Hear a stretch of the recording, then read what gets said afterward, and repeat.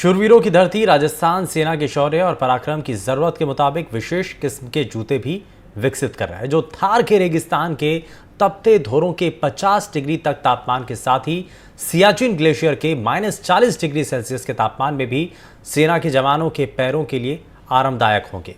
जोधपुर में स्थित footwear design and development institute यानी कि FDDI के सेंटर ऑफ एक्सीलेंस में विश्व स्तरीय आधुनिक मशीनों और अनुभवी वैज्ञानिकों की ओर से ये विशेष किस्म के जूते सेना के लिए तैयार हो रहे हैं।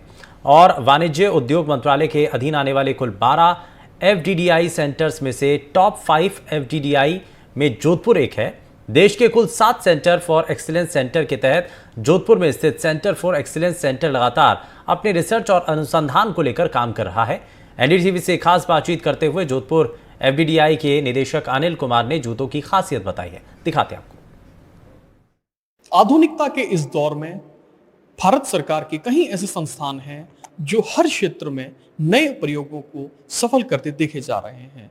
उसी में एक जोधपुर FDDI देश में 12 FDDI में टॉप 5 FDDI में शुमार जोधपुर FDDI ने इस बार जो है वो भारतीय सेना के लिए एक विशेष किस्म के जूते जो हैं वो डेवलप किए हैं, जो थार रेगिस्तान के 50 डिग्री तापमान से लेकर सियाचिन ग्लेशियर के -40 डिग्री तापमान को भी सहन करने की क्षमता रखता है। इसकी जानकारी देने के लिए हमारे साथ में है FDDI के डायरेक्टर अनिल कुमार जी। सर, स्वागत है सर आपका NDTV पे।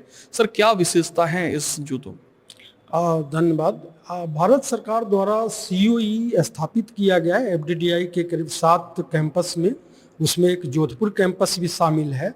और यहाँ का जो COE सेंटर ऑफ एक्सीलेंस जो बनाया गया है वो मेनली सेफ्टी, ऑक्यूपेशनल शूज और थेरापेशनल जो ट्रेडिशनल शूज होते हैं उसमें, और प्रोस्थेटिक और ऑस्थेटिक के स्पेशलाइज्ड व्यू के साथ जो है इस सेंटर का निर्माण किया गया है। जी सर, जो सेना के लिए जो थार रेगिस्तान में जो सेना है उनके लिए, और जो ग्लेशियर में जो सेना जिन जूतों का उपयोग करती है उनके लिए भी एक विशेष किस्म का रिसर्च भी हुआ है सेंटर फॉर एक्सीलेंस के सेंटर में। सर, क्या विशेषताएं हैं उसकी?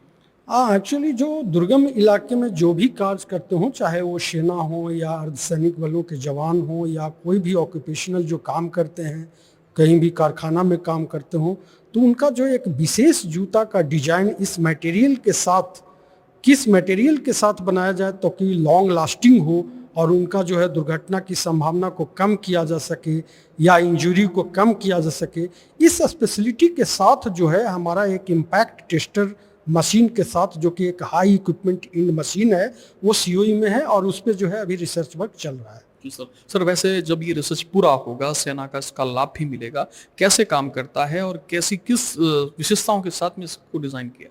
इसकी डिजाइनिंग का जो है एयर स्कोप देखा जाता है कि इसमें जूता में इस्तेमाल होने वाले मटेरियल क्या है और इसकी सस्टेनेबिलिटी और इसकी मजबूती कितना रहेगी यदि ये दुर्गम क्षेत्रों में या बहुत ज़्यादा गर्म वाले क्षेत्रों में या बहुत ज़्यादा -40 टेम्परेचर में भी ये कैसे काम करेगा और किस मटेरियल के साथ काम करेगा, इस पे रिसर्च वर्क जो है ऑनगोइंग है।